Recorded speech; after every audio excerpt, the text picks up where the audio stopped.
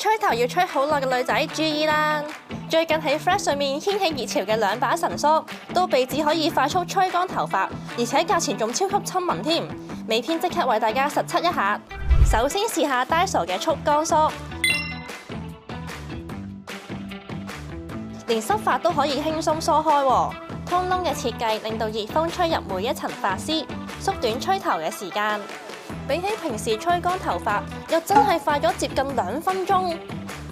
仲附有清潔棒，清理纏繞髮絲好方便。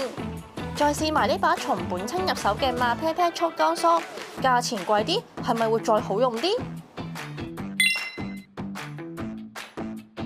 一邊按摩頭皮，一邊梳開打結嘅頭髮，感覺舒服過Daiso嗰把。